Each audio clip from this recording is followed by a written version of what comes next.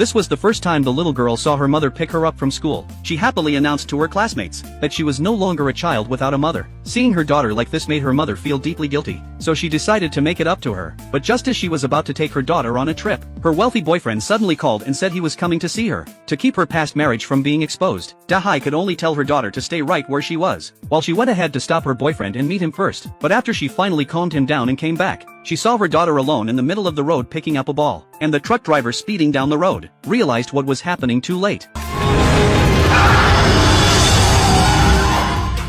The ball was still rolling, but the little girl's life had already faded away. Haleo, her ex-husband who had taken the blame for Dahai in prison, soon received the news. He simply refused to believe it. His daughter was only 6 years old. How could she be gone? But when the guard reminded him with sympathy to get ready to attend the funeral, he finally realized his daughter had truly left him. When he arrived at the memorial hall, Haleo did not seem to blame Dahai. He only held back his grief and sent their daughter off with Dahai one last time. After handling their daughter's funeral arrangements, Haleo had to return to prison to continue serving his sentence. Before leaving, he suddenly asked to say goodbye to his ex-wife. The guard agreed with sympathy, but as Dahai watched Haleo walk toward her, she was so scared she stepped back without realizing it. 你答应过我会好好照顾恩心，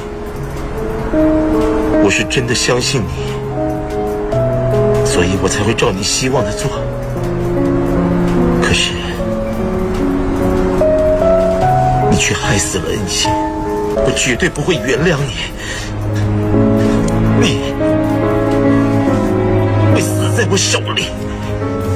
Just as Dahai began to feel like she could not breathe, the guard noticed in time and stopped Haleo from losing control. After returning to prison again, something in Haleo had changed. He began studying day and night to improve himself. The fire of revenge became his endless source of motivation. The older inmate in his cell felt great sympathy after hearing what happened, and along Haleo's path of growth and learning, he kept offering help. Day after day time passed. In just over 2 years, Haleo taught himself college-level courses, and successfully earned a bachelor's degree. His sentence was also reduced again and again for good behavior. Meanwhile, Dahai's career was thriving, and her life with Daoshuan was becoming sweeter by the day. But because the executive director kept standing in their way, the two still could not hold their wedding. Looking at the dazzling Dahai in the newspaper, the fire of revenge in Haleo's heart burned even stronger than before. As his release date approached, he began planning his revenge with his mentor Yen Sandao, and Daoshuan's sister, the executive director Bai Daojing, became the most important part of his plan. Through Bai Daojing, he would slowly torment Dahai, make her live in constant fear, and finally tear off her fake mask, before ending everything for good. Dahai had actually been keeping an eye on Haleo too. She knew he would never let her off once he got out,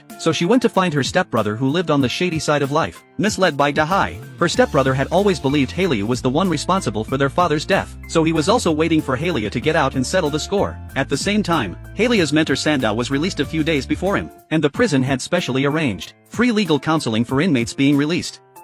哎呀，看来我进错房间了，我是来找女律师的。